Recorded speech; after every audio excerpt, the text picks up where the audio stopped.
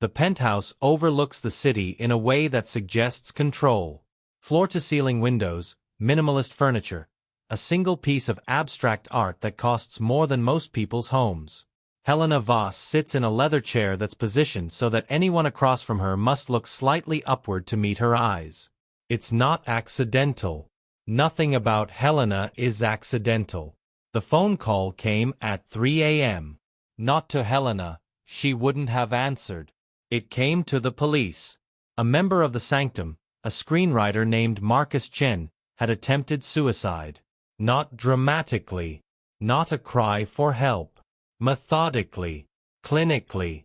The kind of attempt that suggests someone had thought about it for a very long time and finally decided the mathematics of their life no longer favored survival. He survived. The human body is resilient in ways the mind sometimes isn't. In the hospital, sedated and monitored, Marcus began to speak. Not in the fragmented way of trauma, but in the clear, organized way of someone finally naming something they've known for years. He talked about the Sanctum. He talked about Helena. He talked about how his sense of self had become so thoroughly colonized by her interpretations of his psychology that he couldn't locate the boundary between his own thoughts and hers anymore. The detective assigned to the case had never heard of the Sanctum. She began to investigate, not as a crime, initially, but as background. What she found was a network. Hundreds of members across multiple cities. Millions of dollars in annual fees. A sophisticated infrastructure of dependency that looked, from the outside, like a legitimate mentorship collective. She began to interview other former members. What emerged was a pattern so consistent, so psychologically precise, that it couldn't be coincidence. Each member had experienced the same sequence: initial recognition of their vulnerabilities, followed by months of intensive validation, followed by a carefully calibrated cycle of approval and withdrawal that created psychological addiction. Each member had isolated themselves from external perspectives. Each member had attributed their successes to Helena's guidance and their failures to their own resistance. Each member, in the end, had come to see Helena as the only person who truly understood them. Helena watched it happen from her penthouse. She watched the investigation unfold. She watched former members give interviews. She watched the narrative take shape. And for the first time, something became visible in her expression that her members had never seen before. Uncertainty. Not about what she'd done. Certainty about that remained unshaken. But uncertainty about whether she could contain it, control it, reshape the story into something survivable. The architecture she'd spent decades building was collapsing. And unlike her members, Helena had no framework for understanding what happened when the structure that holds you up crumbles. Because the structure wasn't external. It was her. And she was beginning to discover that she'd colonized her own mind in the process of colonizing theirs. This is the story of how that happened. This is the story of how a woman built an empire on psychological precision, on the weaponization of truth, on the exploitation of the human need to be understood. This is the story of what it looks like when mentorship becomes manipulation so seamlessly that no one notices the moment the line was crossed. Because the truth is, there was no single moment. There was only a series of choices, each one rational in isolation, each one invisible in aggregate, each one a step deeper into a psychology that had already been fractured long before the Sanctum ever existed. Helena Voss wasn't born into privilege, though she would eventually inhabit it so completely that people assumed she had been. She was born into fragmentation. Her father was a psychiatrist, not the compassionate kind, but the kind who treated his family the way he treated his patients.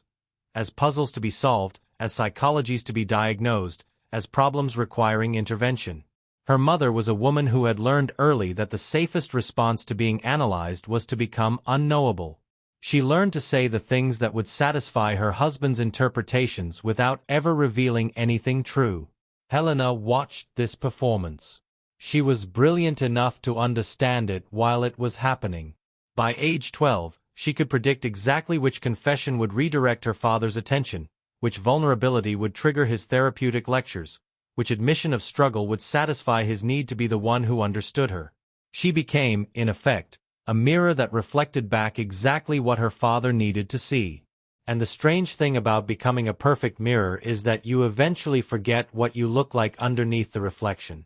Her teenage years were characterized by excellence, perfect grades, prestigious universities, the kind of resume that suggests a person who has mastered the external markers of success. What it actually reflected was a person who had become expert at meeting expectations, at intuitively understanding what others needed from her, at constructing versions of herself that would be acceptable to whoever was looking.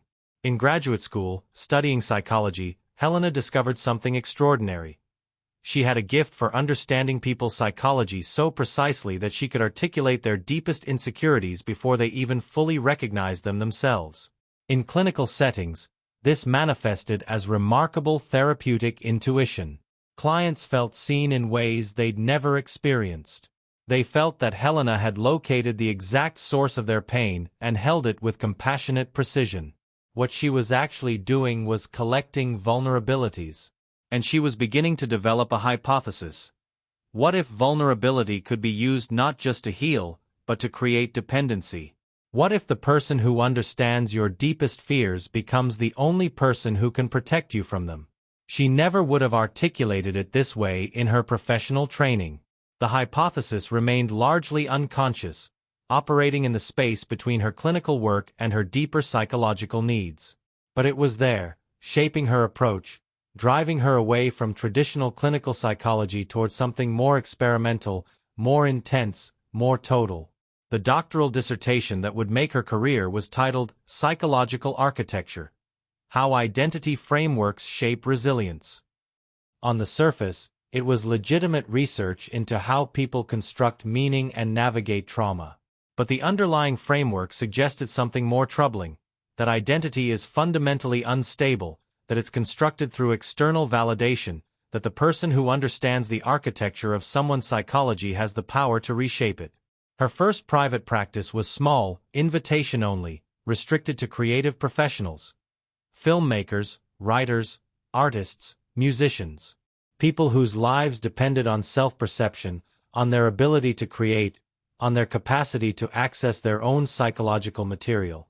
People, in other words, whose vulnerabilities were especially pronounced and especially useful. She called it intensive psychological architecture. What it actually was: controlled psychological destabilization followed by reconstruction in her image. The process began with what she called comprehensive psychological mapping. This meant hours of intensive sessions where Helena asked deeply personal questions. Not clinical questions. Personal ones. What did you fear most as a child? What would your parents say about you if they were being completely honest? When have you felt most ashamed? What do you want that you're terrified you'll never have? She would listen with complete attention. She would take notes. And she would reflect back not just what the person said, but what she intuited beneath it. She would name patterns they'd never articulated. She would connect behaviors to childhood experiences with such precision that clients would feel, genuinely, that she had access to some deeper truth about them than they had about themselves. What she was actually doing was creating a detailed map of each person's psychological architecture. And she was beginning to understand, with growing clarity, that this map was a tool. A tool for understanding not how to heal them, but how to optimize their dependency. The sanctum began as something smaller, a quarterly retreat for her most dedicated clients. A space where the work could deepen, where people could be together in the intensity of their psychological transformation. What it became, over time, was something far more sophisticated. A social system designed to maximize psychological control while maintaining plausible deniability about what was actually happening.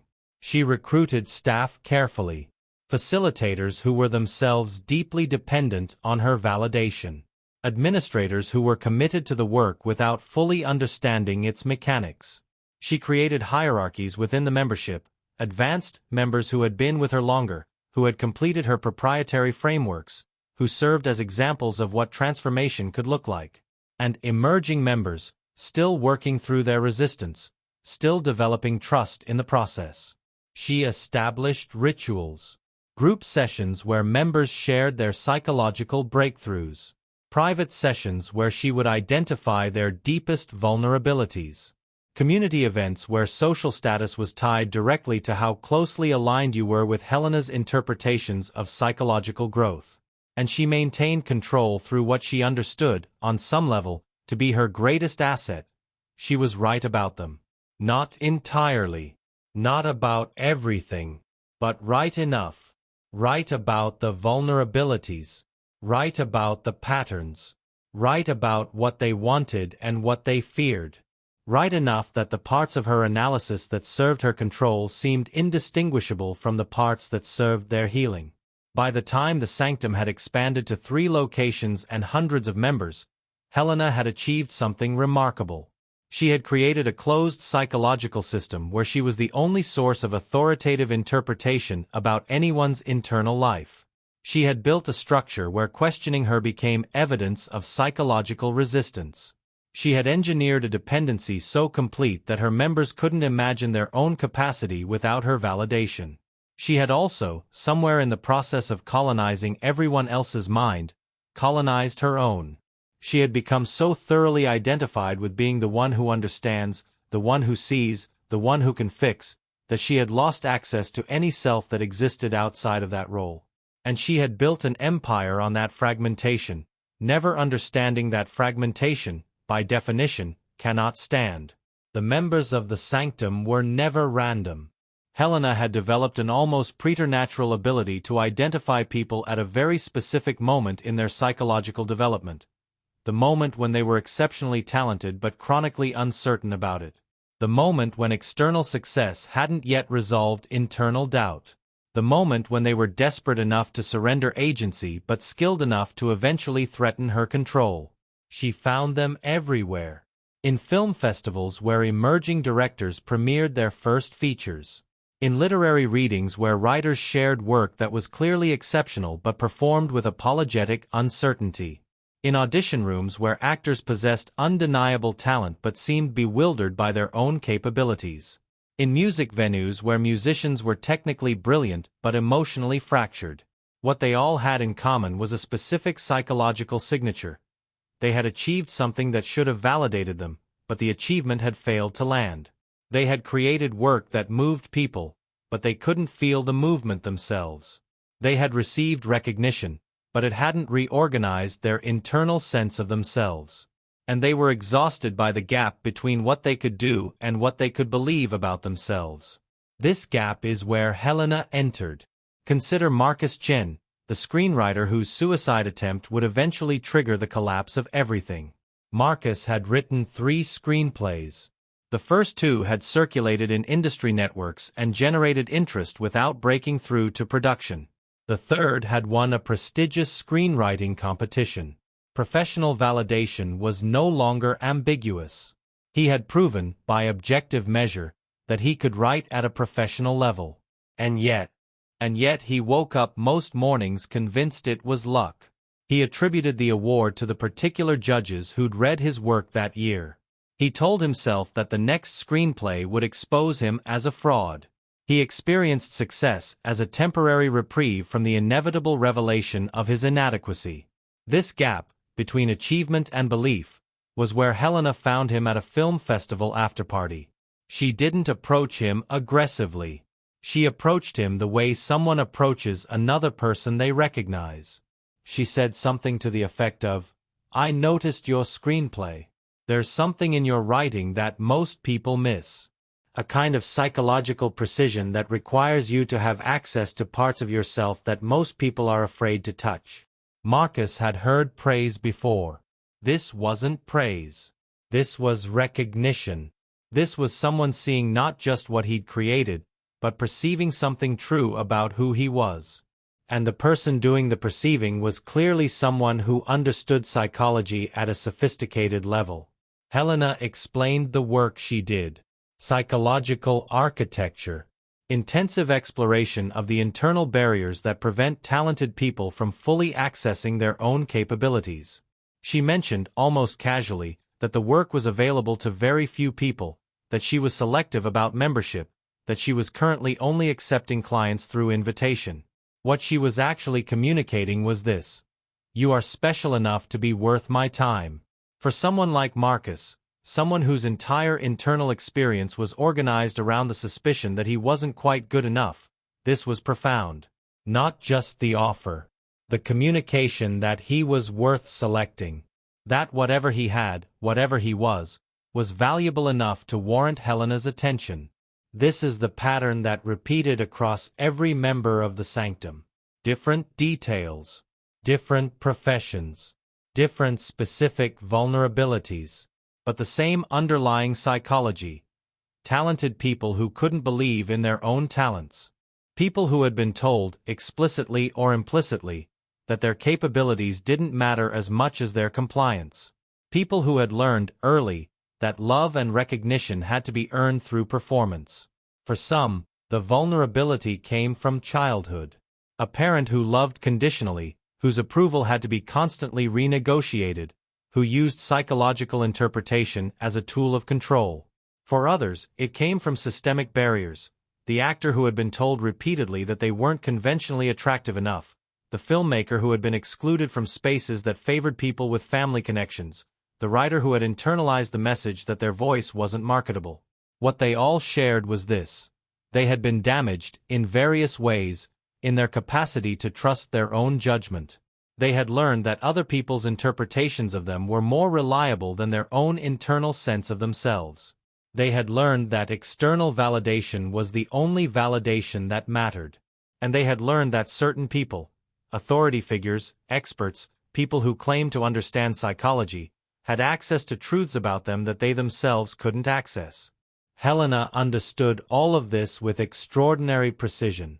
She could look at someone and see not just their talent, but the specific wound that made them vulnerable to her. The screenwriter who needed someone to believe in his work before he could believe in it himself. The filmmaker who had been told her perspective was too personal, and needed someone to reframe personal perspective as a strength. The musician who had been sexualized rather than respected, and needed someone to validate him as an intellectual being rather than a body. She could see the wound, and she could see, with perfect clarity, how to exploit it while maintaining the appearance of healing it. This is what made Helena different from a conventional therapist, and far more dangerous. A therapist, ideally, identifies wounds and helps someone develop the capacity to generate their own healing. Helena identified wounds and positioned herself as the only person capable of addressing them. She didn't heal the underlying fragmentation. She deepened it. She made herself the source of validation that the member needed, and she made sure they understood, at the deepest level, that without her, the wound would never close.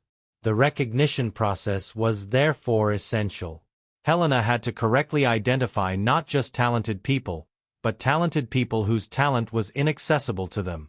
People who needed someone to tell them what they were capable of before they could access that capability themselves. People whose psychology was sufficiently fractured that they would trade autonomy for certainty. Marcus Chen fit this profile perfectly. He had the talent. He had the recognition from external sources. What he didn't have was the internal permission to believe in himself. And that permission, once Helena offered it, became the most valuable thing he possessed. Because it came from someone who claimed to understand him more deeply than he understood himself. What would you do if you were Marcus? If you had spent your entire life convinced you weren't good enough, and someone brilliant, someone credentialed, someone who clearly understood psychology, looked at you and said, "I see your talent. I understand what's preventing you from accessing it fully. And I can help you become who you're actually capable of being." What would you do? You would follow her. You would trust her. You would surrender the very thing you were most afraid to lose, your autonomy, because the alternative was continuing to live in the gap between what you could do and what you could believe about yourself. And that is exactly what Helena counted on. From the outside, Helena appeared to be a certain kind of woman. Brilliant, composed, deeply empathetic, completely dedicated to the psychological development of others. She wore expensive but understated clothing. She lived with minimalist elegance. She spoke with the kind of precision that suggested someone comfortable with language as both tool and art. She never raised her voice. She never made decisions without careful consideration. She was, in short, the embodiment of psychological mastery. This was not accidental. This was a constructed identity, as carefully architected as any identity she would later construct for her members. The difference was that Helena had been constructing this particular identity for so long that she no longer recognized it as construction. It had become what she believed herself to be. But the person underneath, if there was a person underneath, was something else entirely. Someone who had learned, very young, that love was conditional on being useful. Someone who had been analyzed, dissected, interpreted by a father who treated intimacy as a diagnostic opportunity. Someone who had discovered that the safest way to exist was to become the person others needed, to anticipate their psychological needs, to position yourself as the one who understands. In her 20s, this manifested as genuine therapeutic impulse. She wanted to help. She wanted to understand. She wanted to be the person who could see what others couldn't see, who could articulate what others couldn't articulate, who could generate healing through the precise application of psychological knowledge. But as she moved through her 30s, something shifted.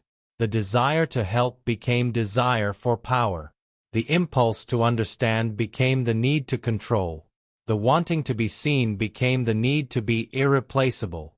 And she never consciously registered this shift because it happened so gradually, so seamlessly, that it felt like an evolution rather than a corruption. The sanctum gave her what she needed, a structure in which she could be the central figure, the authority, the source of all meaningful interpretation. A space where her need to understand others was framed as generosity. Where her need to control was framed as expertise. Where her need to be indispensable was framed as dedication to their growth. And the genius of the sanctum's design was that it allowed Helena to convince herself that she was doing exactly what she claimed to be doing, helping people access their own capabilities. Because the first phase of the process, the recognition, the initial validation, was genuinely helpful. Members did feel seen. Members did develop greater clarity about their capabilities. Members did, in the early stages, experience something that looked like healing. The problem was that the healing was conditional. It was contingent on her continued validation. It required ongoing dependence on her interpretation. And it only worked as long as the member remained in a state of sufficient doubt that they couldn't generate their own validation. To maintain this state, Helena had to construct a very particular version of herself. She had to be simultaneously the source of unconditional acceptance and the reminder of perpetual inadequacy. She had to be the person who believed in them more than they believed in themselves, and the person who could articulate, with clinical precision, exactly what was wrong with them. This required a delicate balance. If she was too critical, members would lose faith. If she was too accepting, members would become confident and therefore dispensable. She had to position herself in the exact space where members felt simultaneously seen and perpetually insufficient. This meant constructing a persona that had certain essential features. First, she had to appear to be entirely free from the psychological problems she treated in others. She had to be the embodiment of psychological mastery, the proof that the work actually worked, the living example of what was possible if you submitted yourself fully to her framework. Her own psychology had to remain completely opaque, completely controlled, completely unavailable for examination. Second, she had to appear to have no needs of her own. She couldn't be motivated by money, or power, or recognition. She had to seem to be motivated entirely by the desire to serve the psychological development of others. She had to appear to have transcended the human needs that drove everyone else. Third, she had to appear to have access to truths that others didn't have access to. She had to be the person who understood, not just through training, but through some deeper intuitive knowledge of human psychology. She had to seem to perceive things that were invisible to ordinary psychology, to have insights that couldn't be taught, only received from her. All of this required constant performance. It required monitoring her own behavior, her own expressions, her own apparent emotional responses. It required never showing uncertainty, never showing need, never showing the parts of herself that were fractured or desperate or afraid. And here is where the colonization of her own mind becomes visible. She performed this persona so completely, so thoroughly, that she lost the ability to distinguish between the performance and the person. She believed, genuinely, that she was the person she was constructing. She believed that she had transcended human need. She believed that she had access to truths others couldn't perceive. She believed that her need to control was actually her gift for understanding. She was, in effect, the first victim of her own psychological system. She had colonized her own mind so thoroughly that the colonizer and the colonized had become indistinguishable. From the perspective of her members, this was extraordinarily effective. They experienced her as exactly what she claimed to be, a person of complete psychological mastery, complete emotional availability, complete clarity of vision. What they couldn't see was the cost of maintaining that performance. What they couldn't see was the exhaustion of constantly monitoring herself. What they couldn't see was the terror that drove the control, the terror that if she ever revealed uncertainty, if she ever showed need, if she ever admitted that she was as fractured as everyone else, the entire system would collapse. Because it would have. The entire system depended on her being fundamentally different from her members. On being the person who had figured it out, who had healed herself, who had achieved psychological mastery. The moment she revealed that she was as wounded as they were, that she was driven by the same desperate needs, that her compulsive understanding of them was actually her compulsive attempt to maintain control over her own fragmentation, the moment she revealed any of that, the foundation would crack. So she didn't reveal it. She performed instead. And she performed so well that even she believed it. And she used the system she had created to ensure that nobody would ever be in a position to see through the performance, because that would require having a perspective outside her framework, and she had systematically eliminated all such perspectives from her members' lives. This is the architecture of psychological control. It requires the controller to be the most thoroughly controlled person in the system. Helena had colonized her members' minds, but only by first colonizing her own. She had positioned herself as their savior, but only by denying her own need for salvation. And the more she invested in maintaining this performance, the more she depended on it working. The more her members believed in her psychological mastery, the more essential it became that she maintain that belief. The more they attributed their success to her guidance, the more she needed that attribution, because it was the only evidence she had that she was actually good, actually capable, actually worth the performance she was maintaining. She had, quite deliberately, created a system in which she was completely dependent on being completely indispensable. And she had done it so skillfully that neither she nor her members recognized what had actually happened. They had all become colonized. They had all become prisoners of a structure that appeared to be designed for their liberation. The first intensive retreat happened after about 6 months of private sessions. By this point, Helena had mapped each member's psychology with extraordinary detail. She understood their vulnerabilities, their desires, their fears, the specific moments in their childhood when they learned to distrust themselves. She had documented all of this in meticulous files that she kept locked in her office. The retreat was positioned as a deepening of the work, a chance to move beyond individual sessions and into a collective exploration of psychological transformation. Members were told to expect breakthrough experiences. They were told to prepare for the possibility of accessing emotions they had kept hidden for years. They were told that the experience might be intense, but that intensity was proportional to the depth of transformation.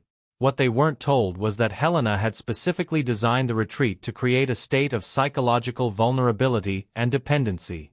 Every element was calculated. The location was deliberately isolated, a compound in the mountains, beautiful but remote, with limited outside communication. The schedule was deliberately exhausting, group sessions from 8 in the morning until late evening, with carefully timed breaks for meals and integration. The content was deliberately destabilizing, guided explorations of childhood trauma, group sharing of vulnerabilities, guided visualizations designed to access suppressed emotions. And Helena was the center of everything. She led the morning sessions. She conducted the group explorations. She was present during the vulnerable moments when members cried or experienced breakthroughs or confronted deeply held beliefs about themselves. She was positioned, constantly, as the person who understood what was happening at a deeper level than the members understood it themselves.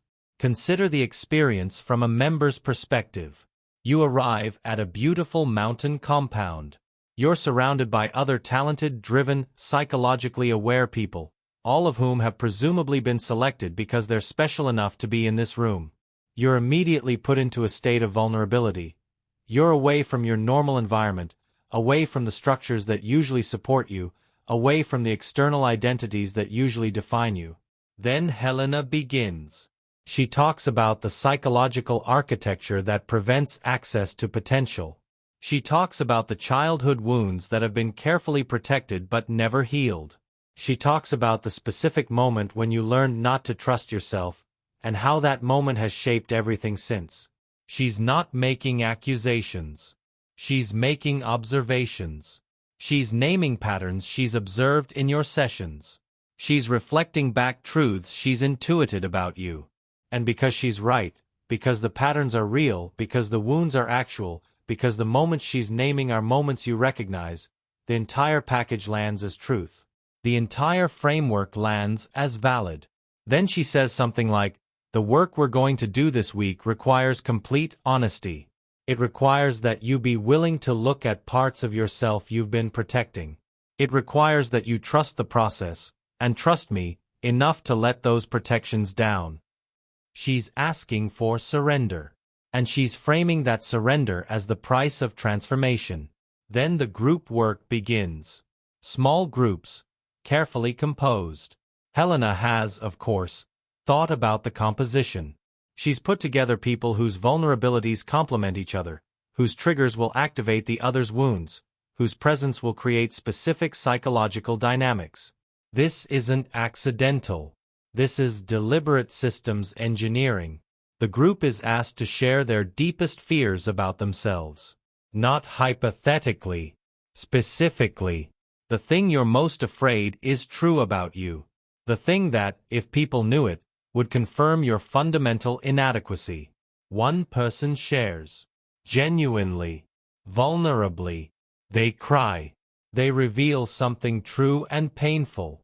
And they immediately feel a strange phenomenon. They feel both relief and shame. Relief because the secret is out. Shame because they've confirmed their worst fear in front of this group of people they barely know. Then another person shares. Then another. And what begins to happen is a phenomenon of escalating vulnerability. Each person, hearing the previous person's revelation, feels pressure to match that level of honesty. To go deeper. To reveal something even more painful, even more shameful.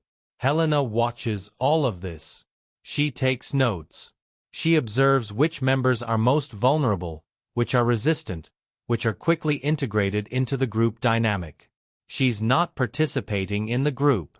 She's observing, analyzing, documenting. She's the analyst in the room, and everyone else is the subject of analysis. At a certain point, and this is calculated to the minute, she intervenes. She says something like, "What I'm witnessing is remarkable. The courage it takes to be this honest with each other. And I want to reflect something back that I'm noticing." Then she names a pattern that connects everyone's vulnerabilities. She shows how the fears each person revealed are actually variations on the same fundamental wound. She demonstrates, with precision, how the specific trauma that person A experienced in childhood has created the exact same psychological architecture as the specific trauma person B experienced, despite the different circumstances. What she's doing is showing that everyone in the room is fundamentally the same, that their differences are superficial, that beneath their individual identities, they're all driven by the same fears, all protected by the same defenses, all wounded in the same ways. This creates a strange psychological experience. On one hand, it's deeply connecting. You feel understood. You feel that you're not alone in your wound. You feel that other talented, accomplished people are experiencing the same fundamental insecurity as you are. On the other hand, it's deeply destabilizing. Your individual identity, the identity that has kept you alive, that has allowed you to function, that has motivated your work, is being collapsed into a collective identity defined by trauma and wound.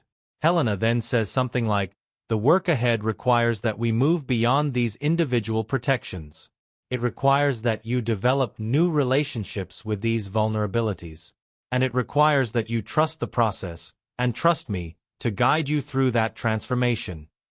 She's asking, again, for surrender. And she's positioning that surrender as the only path forward. Then comes the breakthrough experience. Helena guides a group visualization. You're taken back to the moment of original wound. The moment when you learned not to trust yourself. The moment when you learned that your needs didn't matter. The moment when you learned that you were fundamentally inadequate. And as you're in that moment, Helena's voice is guiding you through it. She's narrating the experience. She's interpreting what you're feeling. She's putting words to the emotions you're experiencing. She's, essentially, rewriting the memory from inside the visualization.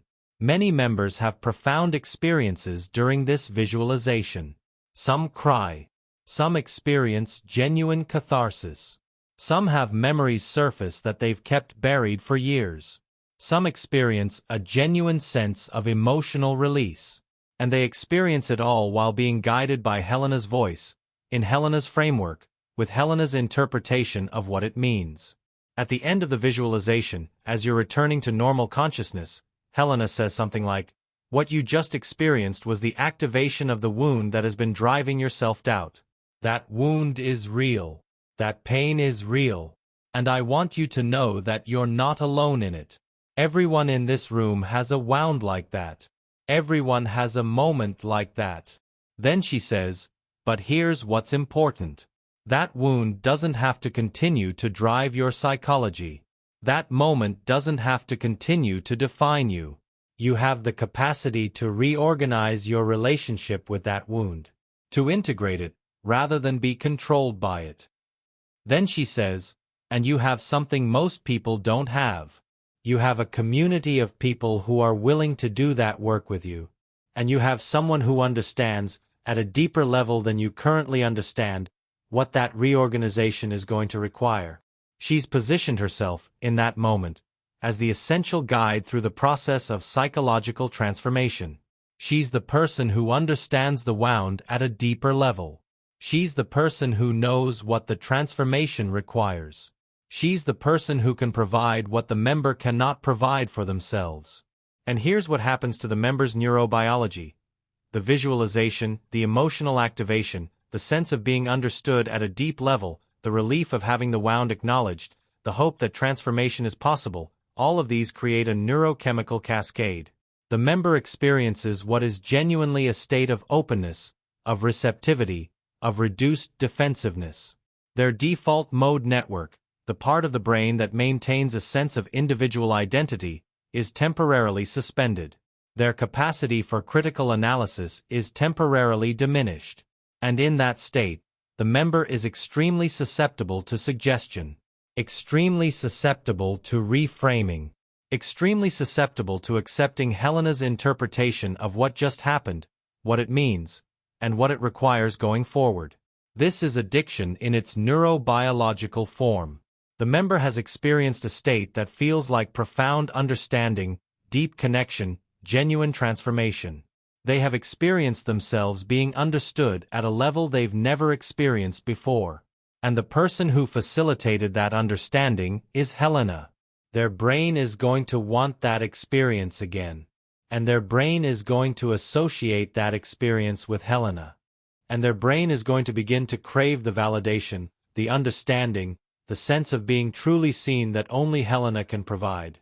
By the end of the retreat, something has happened that looks, from the outside, like genuine psychological breakthrough.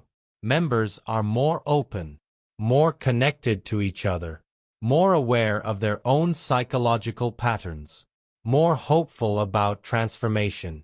What has actually happened is addiction. The members have experienced the neurochemical equivalent of a drug. They have developed a dependency on Helena's validation. They have begun to associate transformation with her presence. They have started to reorganize their sense of self around her interpretation of who they are. And they will spend the next months, the next years, trying to recreate that experience. Trying to access that state of understanding again. Trying to deepen their access to Helena. Trying to prove, through increasing vulnerability and increasing surrender, that they deserve her continued guidance. They have been initiated, not into truth, but into dependency, and they will never be entirely sure, from that moment forward, whether the breakthroughs they experience are genuine or whether they're simply variations on Helena's interpretation of what breakthroughs are supposed to look like. After the retreat, the members returned to their normal lives fundamentally changed. Not in the way they believed they had changed, but in the way they had been designed to change. Their psychological dependency on Helena had been activated. Their capacity to generate their own validation had been undermined. Their sense of identity had been reorganized around her interpretation of who they were. And now the real work began. The maintenance phase. The phase where that dependency would be deepened, systematized, and made invisible through a structure of escalating commitment. The Sanctum's membership structure was designed with exquisite precision. There were tiers. The basic tier included quarterly retreats and monthly group sessions. The next tier added monthly private sessions with Helena and access to the advanced community events. The highest tier included weekly private sessions, unlimited email access to Helena, and participation in an exclusive inner circle that met monthly.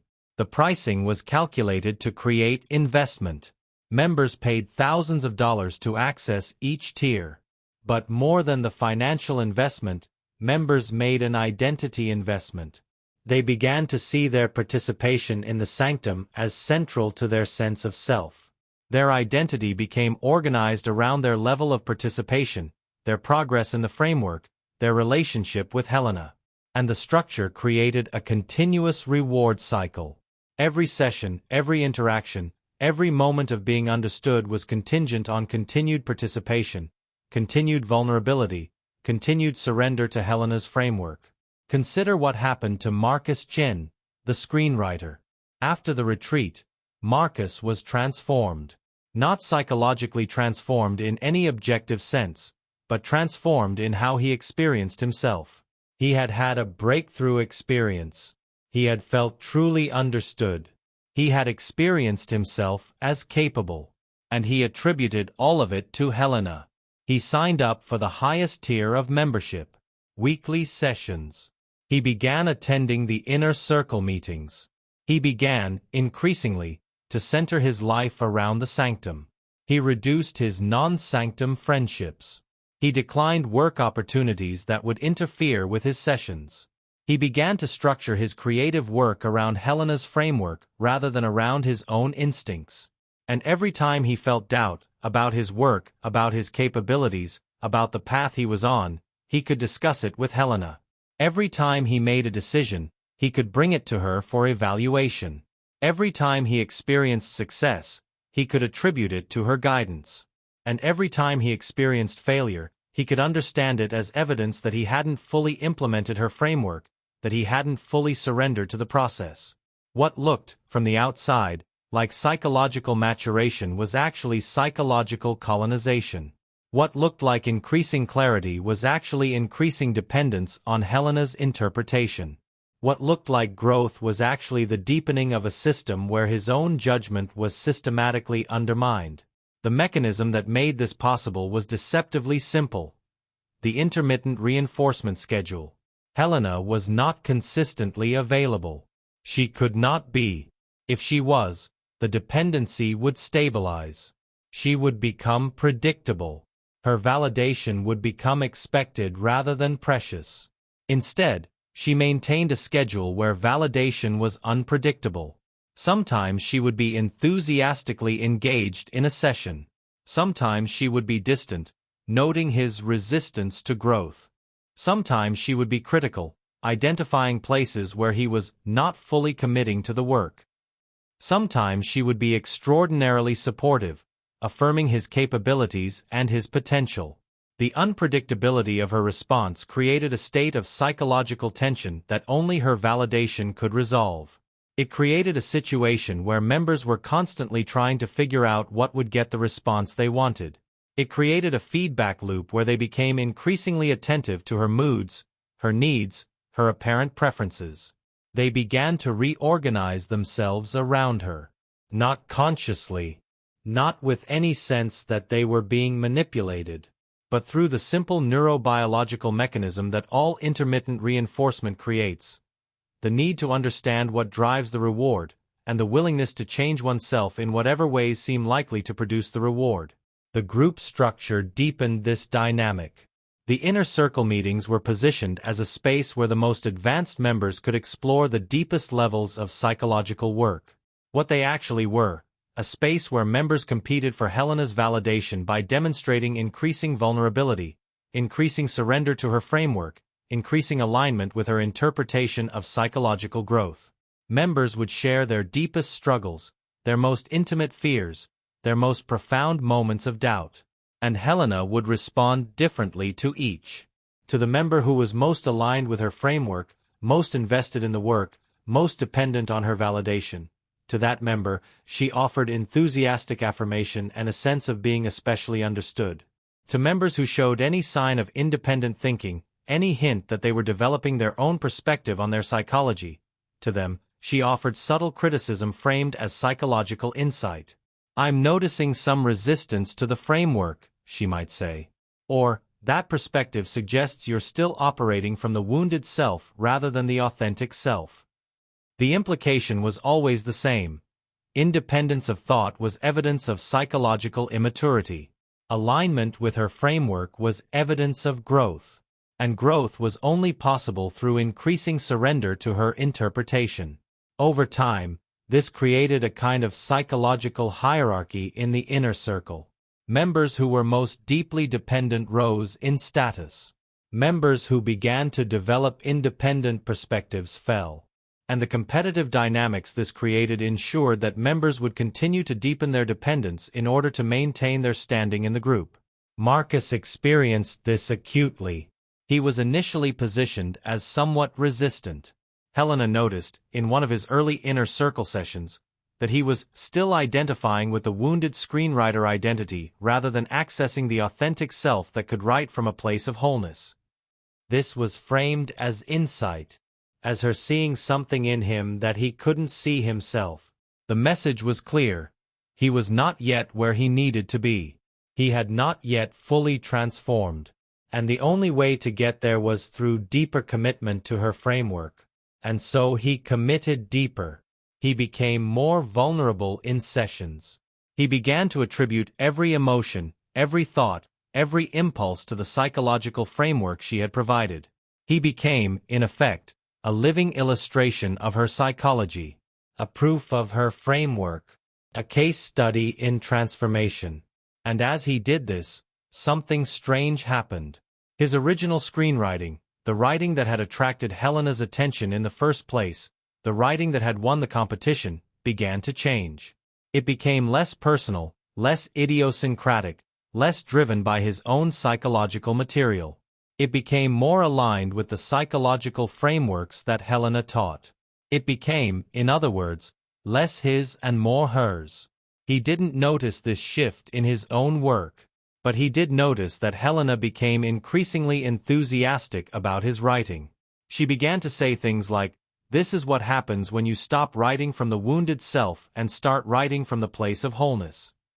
She began to position his work as an example of the power of the framework.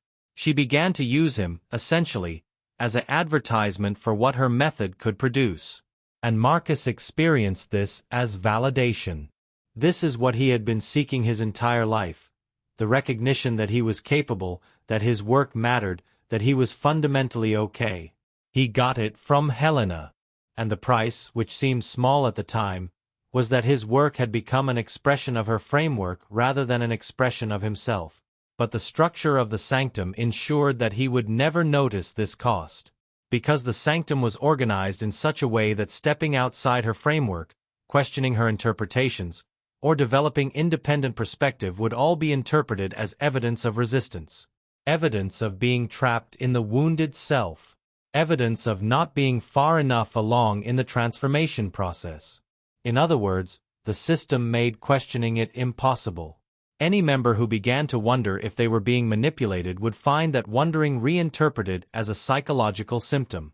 Any member who began to recognize the dependency would find that recognition pathologized as resistance to growth.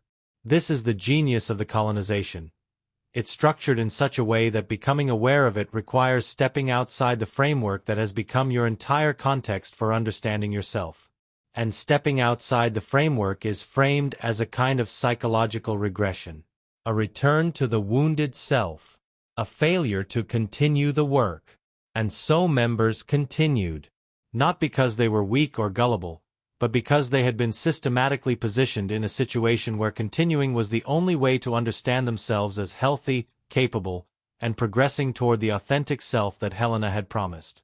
They had become, without quite understanding how, imprisoned in a system that felt like liberation. 3 years into her membership in the sanctum, a filmmaker named Elena Rodriguez experienced something that Helena had not predicted and could not control. Success that existed outside the framework. Elena had been one of the earliest members of the sanctum, recruited at a film festival where she was just beginning to break through as a director. Like Marcus, she had been selected because she possessed undeniable talent combined with profound self-doubt. She had directed one feature film that had been acclaimed in independent film circles but had not broken through to wider distribution. She had been told repeatedly, by industry figures and by her own internal narrative, that the work was too personal, too strange, too culturally specific to reach a broader audience. Helena had recognized her at that festival and offered the same proposition. Psychological architecture that could unlock her capabilities. Elena had accepted. She had spent 3 years in the sanctum, progressively deepening her involvement, progressively surrendering her own creative instincts to Helena's psychological framework. Her creative work, during those 3 years, had evolved in exactly the way the framework predicted. She had stopped making work that came from her own psychological material, the work that had originally attracted attention, and had started making work that illustrated the psychological principles Helena taught. She had become, like Marcus, a kind of living advertisement for the framework. But then something unexpected happened. Elena was offered an opportunity to direct a feature film for a mainstream studio. The opportunity came not through the sanctum, not through any direct connection to Helena's network, but through the independent film world. A producer had seen her earlier work, the work from before the sanctum, the work that came from her own psychological material, and had been moved by it. They wanted Elena to direct a story about a woman navigating identity, displacement, and the search for belonging. Elena brought the opportunity to her sessions with Helena. She expected validation. What she encountered was resistance. Helena said something like, "This is an interesting opportunity, but I want to reflect something back. The story you're describing, woman searching for identity, navigating displacement, that's the exact narrative that has kept you trapped in the wounded self. That's the psychological architecture of your original wound. And if you step into that narrative to create a film, you're stepping back into the wound rather than evolving beyond it." The implication was clear. The filmmaker's original artistic impulse, the impulse that had attracted attention, the impulse that had come from her authentic psychological material, was actually evidence of her being stuck in trauma. The framework suggested that the film would be a regression rather than a progression. But Elena, for the first time in 3 years, found herself questioning the framework. The story the producer was asking her to tell was one she desperately wanted to tell. It was one that came from genuine personal material. It was the kind of work she had stopped doing because Helena had suggested that work was a symptom of her being trapped in the wounded self. And she realized in that moment something that would unravel everything. Helena's resistance to the work suggested that Helena was not actually invested in Elena's growth. Helena was invested in Elena's continued alignment with the framework. Helena's interest in Elena's psychological development was contingent on that development expressing Helena's psychological theories. Elena did something extraordinary. She decided to do the work. She decided to make the film. And she decided, for the first time, to do it outside of Helena's framework. What happened next was remarkable. In the absence of Helena's interpretive overlay, Elena rediscovered something she had lost: her own judgment, her own instinct about the work, her own capacity to generate meaning without having it provided by Helena. The film she made was not a masterpiece, but it was genuine. It came from her. It expressed something true about her experience. And something about that genuineness, something about the fact that it was created by her rather than by her executing Helena's framework, resonated with audiences in a way her recent work had not. The film premiered at a major film festival. It received excellent reviews. It was bought by a distributor. It was positioned, unexpectedly, as a significant work. And Elena found herself, suddenly, in a position she had not anticipated. She had created success that belonged entirely to her, that had no connection to the sanctum, that had emerged from her following her own instinct rather than Helena's guidance.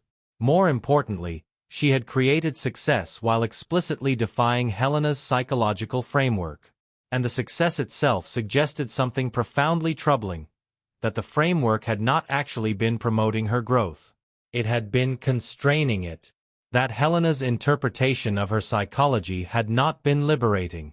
It had been colonizing. Elena began, for the first time, to look back at the 3 years she had spent in the sanctum with new eyes. And she began to see things she had been unable to see while inside the system. She began to see how completely her autonomy had been undermined, how completely her confidence in her own judgment had been eroded, how completely she had been reorganized around Helena's interpretation of who she was. She began to recognize patterns that she had previously interpreted as psychological insight as actually manipulation. She began to see that the moments when she felt most understood by Helena were actually moments when Helena was most successfully colonizing her perspective. She began to understand that her dependency on Helena's validation was not evidence of her being wounded. It was evidence of her having been systematically made dependent through psychological manipulation. And then she did something even more important. She reached out to other members. She started with members she knew well from the inner circle. Members she had been close to over the years. She approached them cautiously, sharing her perspective not as absolute truth but as a question. What if, she asked, the framework wasn't actually promoting growth? What if dependency on Helena wasn't actually a sign of being on the path to transformation? What if the moments of feeling most understood were actually moments of being most controlled? Some members dismissed the idea immediately. The framework had been provided to them as absolute truth. Questioning it meant questioning their entire sense of progress over the past years.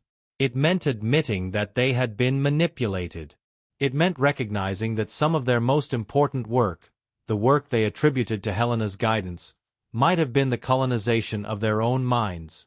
But some members recognized what Elena was describing immediately. Some members had been sensing for months or years that something was wrong with the dynamic, but they had interpreted that sensing as evidence of their own resistance. They had thought something was wrong with them rather than with the system. And as Elena began to articulate what she had recognized, other members began to articulate what they had sensed.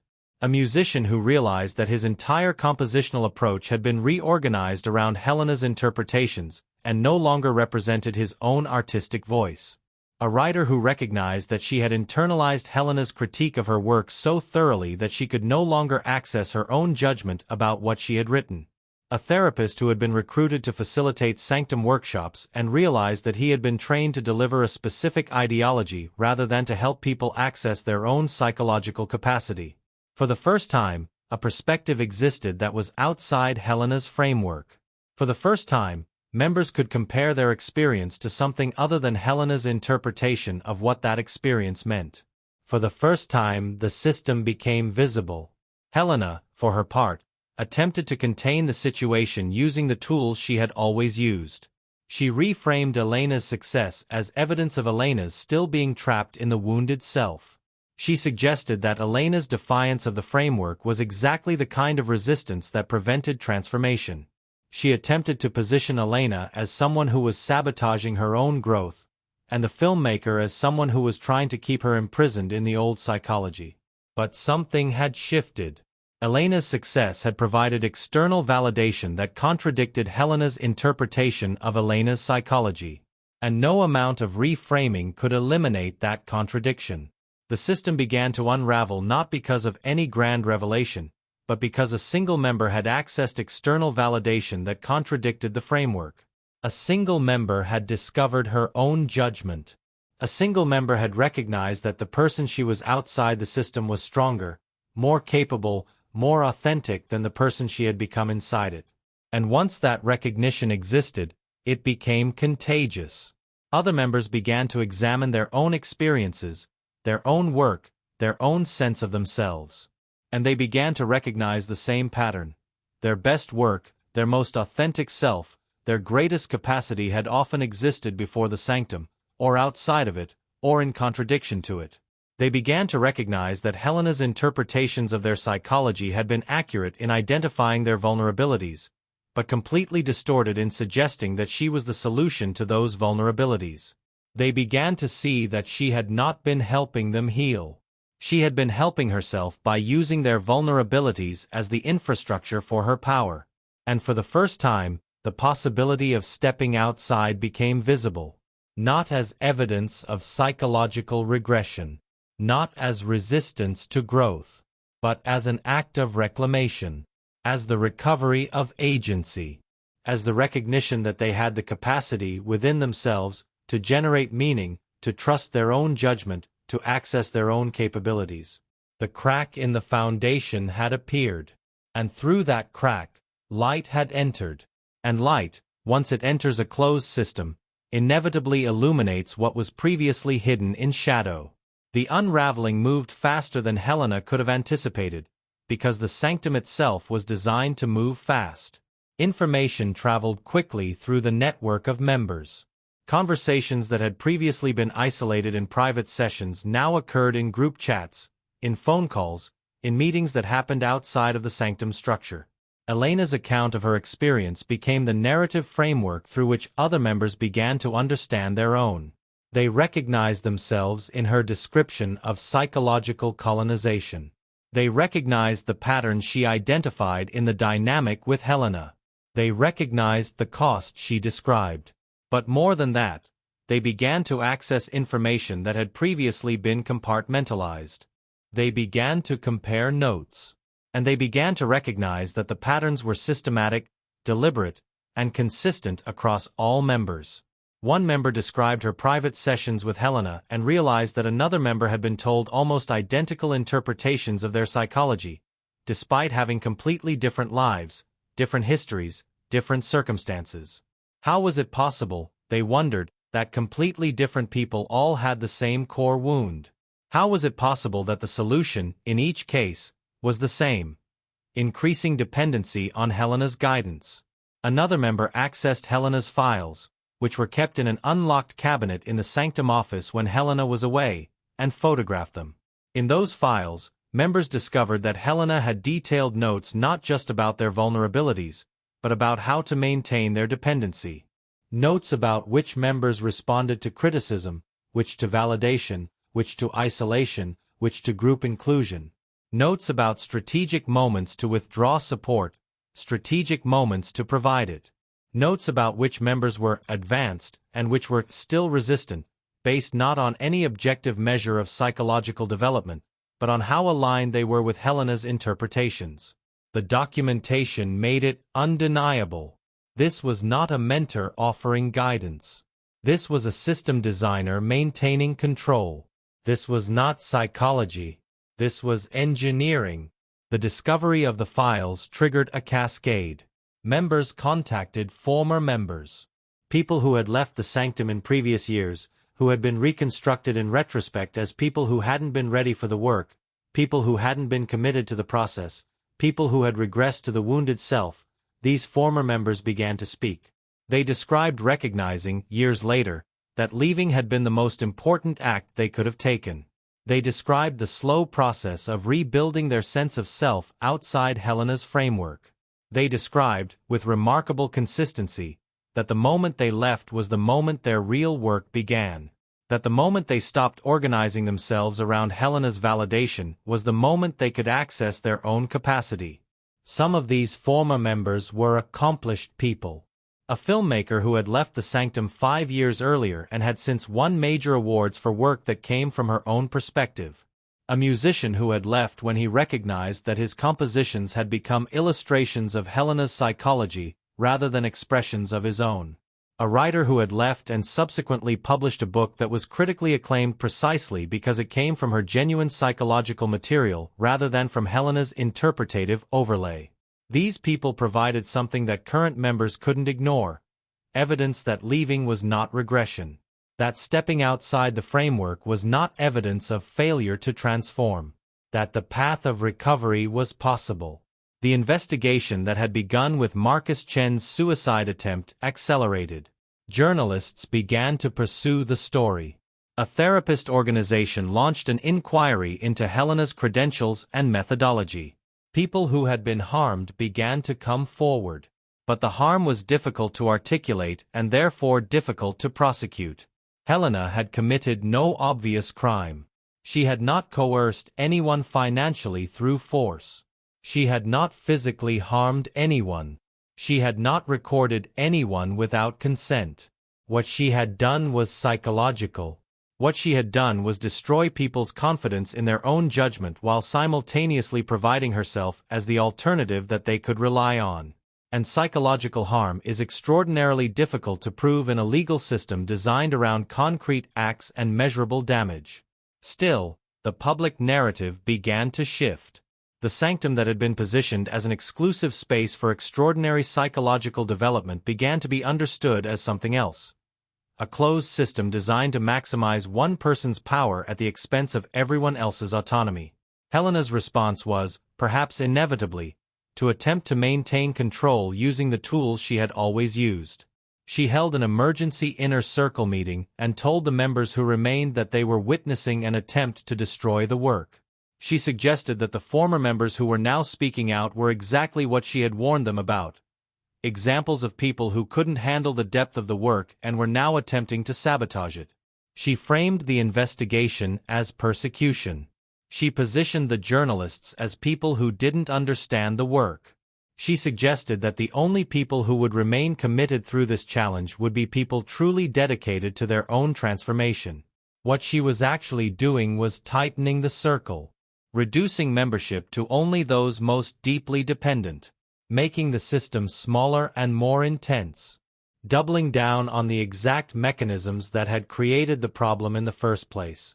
A few members did remain, the ones most thoroughly dependent, the ones whose sense of self had become so completely organized around Helena's interpretation that stepping outside would have required reconstructing their entire identity. But most didn't. Most recognized, in that final meeting, the exact manipulation that had characterized every interaction. The reframing of reality to serve Helena's needs. The positioning of questioning as failure. The insistence that only through deeper surrender could they find safety. And most walked away. What happened to Marcus Chen became a kind of symbol for what the sanctum had produced. Marcus attempted suicide not because of his original vulnerabilities, but because he had been systematically made dependent on Helena's validation, and his life outside of the sanctum, his writing, his relationships, his sense of himself, had been so thoroughly colonized by her interpretation that he couldn't locate himself anymore. When he recovered, in the hospital, he had to undertake the extraordinary psychological work of reconstructing his sense of self. He had to learn to trust his own judgment again.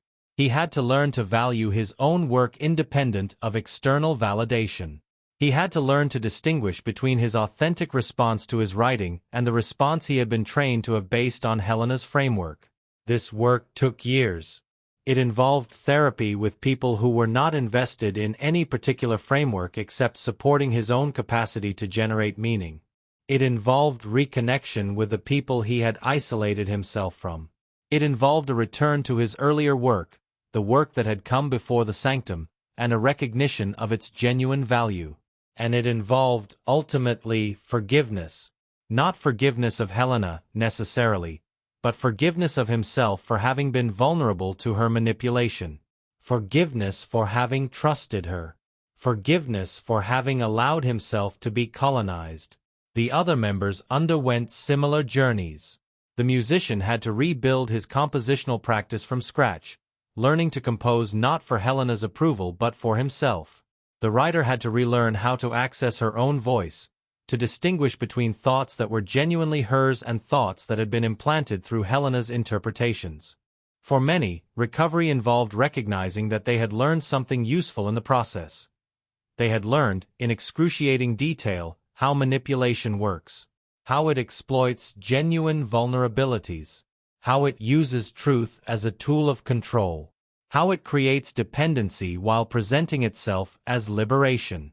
Some of these members became advocates, educators, and therapists specializing in helping people recover from psychological manipulation. They became, in effect, the antidote to what the sanctum had produced. They became people who could articulate, with precision, how the system had worked and what recovery required. As for Helena, she eventually disappeared. She closed the sanctum offices. She left the city. Whether she truly recognized what she had done, whether she had any understanding of the harm she had caused, is impossible to know. She gave no interviews. She made no statements. She simply removed herself from the structure that had defined her for so long. But her absence changed nothing about the fundamental question. How had someone so clearly intelligent, so clearly gifted at understanding psychology, so clearly capable of generating genuine insight become someone who used those capabilities to colonize other people's minds? The answer, perhaps, is that the colonization had begun at home. That the destruction of her own capacity for authentic self-experience had left her so fundamentally dependent on being needed by others that she had created a system to ensure she would never stop being needed. That her own fractured psychology had created an empire designed to keep everyone else fractured enough to depend on her for their sense of wholeness. And the empire had collapsed, not because of any external force, but because a single member had accessed a reflection of themselves that contradicted Helena's interpretation. Because Elena had stepped outside and discovered that she was bigger than the framework. Because one person's reclamation of agency had made everyone else's reclamation possible. What does this story tell us? Not about Helena specifically, but about the architecture of manipulation itself. Not about the obvious pathology, but about the subtle systems through which autonomy becomes colonized while appearing to support liberation. The first thing it tells us is this. The most dangerous manipulators are not the crude ones. They're not the people who are obviously deceptive.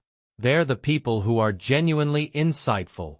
The people who can articulate your vulnerabilities with such precision that you can't help but recognize the truth in what they're saying.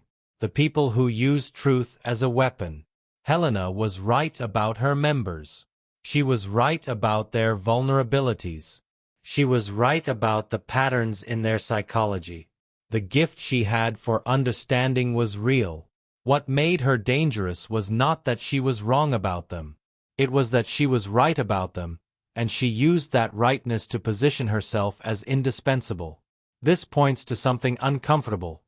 The capacity to understand someone's psychology at a deep level is not the same as the capacity to support their autonomy. In fact, deep psychological understanding can be weaponized against autonomy if it's paired with the need to maintain control. If it's paired with dependency on being needed. The second thing this story tells us is about the seduction of being understood.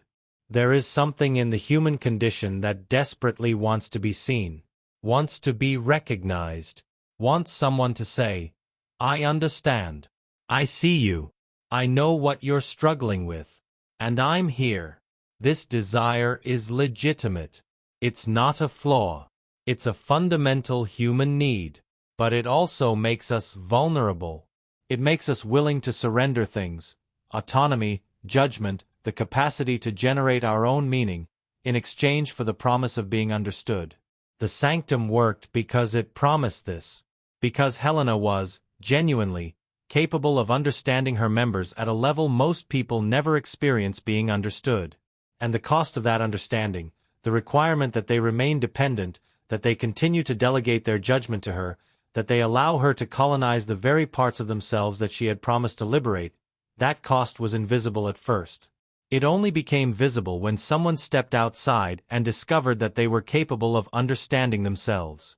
That the capacity that had been presented as something they lacked, something only Helena possessed, was actually something they had within themselves all along. They just couldn't access it while they were inside the system that had taught them to depend on her for it. The third thing this story tells us is about the structure of closed systems. The sanctum worked not because of any single manipulative tactic, but because it was designed as a closed loop. All information came through Helena. All interpretation of that information came through Helena's framework. All validation came from Helena. Any attempt to step outside the system to access external perspective was reinterpreted through the system as evidence of psychological resistance. This is the architecture of cult psychology. Not because the sanctum was a cult in the traditional sense, but because it contained the essential feature of cultic systems: the elimination of external perspective. The creation of a closed interpretive loop where questioning the system is evidence of being trapped in the system. And the genius of this architecture is that it can coexist with genuine care. Helena may have, in some part of herself, genuinely believed she was helping. She may have genuinely believed her interpretations were valid. She may have been so thoroughly colonized by her own framework that she couldn't see the difference between helping and controlling. But the existence of genuine belief doesn't change the structure. It doesn't change the fact that the system was designed to eliminate autonomy while presenting itself as a path to autonomy. The fourth thing this story tells us is about the vulnerability of talented people. The sanctum targeted people who were gifted but uncertain. People whose talent had created an internal paradox. They could do something extraordinary, but they couldn't believe in their ability to do it. This paradox made them ideal targets for someone promising to resolve the contradiction through psychological understanding. And the resolution that Helena offered was always the same. Your talent is real, your doubt is a symptom of psychological trauma, and I can help you overcome that trauma by reconstructing your identity through my framework. What she never offered was something different. Your talent is real, your doubt is comprehensible given your history, and you have the capacity to develop your own relationship with both the talent and the doubt. The first option is seductive because it promises certainty. The second is less seductive because it requires you to tolerate ambiguity, to maintain self-doubt even while accessing your capacity, to hold yourself as fundamentally complex rather than as a puzzle to be solved. But the second is the only path to authentic capability. Because authentic capability isn't the elimination of doubt. It's the capacity to move forward despite doubt. It's the capacity to trust your judgment even when you're uncertain. It's the capacity to generate your own meaning rather than having meaning provided to you. The fifth thing this story tells us is about the cost of manipulation to the manipulator. This is perhaps the most invisible aspect. We focus, rightfully, on the damage to the victims. But the manipulator, the person who has built their entire existence on maintaining a false self, on controlling everyone around them, on eliminating any perspective that contradicts their own, that person is also imprisoned. Imprisoned in a system they designed. Dependent on that system continuing to function. Unable to ever be genuinely known. Helena achieved tremendous power. She achieved recognition from many people. She achieved financial security. But she achieved it at the cost of her own capacity for authentic relationship. She achieved it at the cost of her own psychological integrity. She was, in effect, the first victim of the system she created. And when the system began to collapse, she had nothing to fall back on. She had no self that existed outside of the structure. She had no capacity for genuine connection that hadn't been colonized by her need for control. This is not meant as forgiveness. What Helena did was harm people. It caused genuine psychological damage. It destroyed confidence. It colonized minds. But recognizing the cost to her is part of recognizing what the system actually was. A mutual colonization. Everyone inside was colonized. The colonizer by her own colonization. The colonized by her colonization. And the system could only collapse when enough people had the courage to step outside and discover that they were bigger than the framework. So what does this tell us about vulnerability, about trust, about how we choose who to let guide us? It tells us that the people who can articulate our psychology most precisely are not always the people we should most trust. That being understood is not the same as being supported. That depth of insight can be weaponized. That the promise of certainty about ourselves is often a trap. It tells us that we need to maintain what the philosopher W.H. Auden called the ability to doubt the doubter. We need to be able to question the person who is questioning us. We need to maintain our own perspective even while we're being helped to develop new perspective. It tells us that authentic growth requires the capacity to generate our own meaning, that we can learn from others, that we can be informed by others' perspective, but that we must remain the author of our own understanding. That the moment we delegate the interpretation of our own psychology to someone else, we've begun the process of surrendering our autonomy. It tells us that communities and systems are not inherently healing just because they promise healing. That the most dangerous systems are the ones that are sophisticated enough to present control as liberation, that present dependency as growth, that present the elimination of external perspective as deepening of understanding. It tells us, finally, that reclamation of agency is always possible. That stepping outside is an act of courage, not weakness. That trusting your own judgment, especially when that judgment contradicts an authority figure who claims to understand you better than you understand yourself, is the essential act of recovery. Have you experienced this? Have you been in a relationship, a community, a system where the person or people claiming to help you understand yourself were actually undermining your capacity to understand yourself? Have you felt that subtle shift from being supported to being controlled? Have you recognized the moment when the wisdom became manipulation? What did you do in that moment? Did you step outside? Did you remain? What did recovery look like for you? If you've experienced deception like this, either as the person deceived or as someone trying to understand how it happened, we want to hear from you. Not for exposure, not for judgment, but because these patterns reveal something essential about how we're all vulnerable to the manipulation of truth. Send your story to velvettraps@gmail.com. What did you miss? What did you see? What would you have done differently? And remember, Velvet Traps exists to explore the psychology of deception, not to celebrate it. If you have a story about trust, about betrayal, about the masks we wear and the reasons we wear them, send it to velvettraps@gmail.com. These stories help us understand ourselves and each other.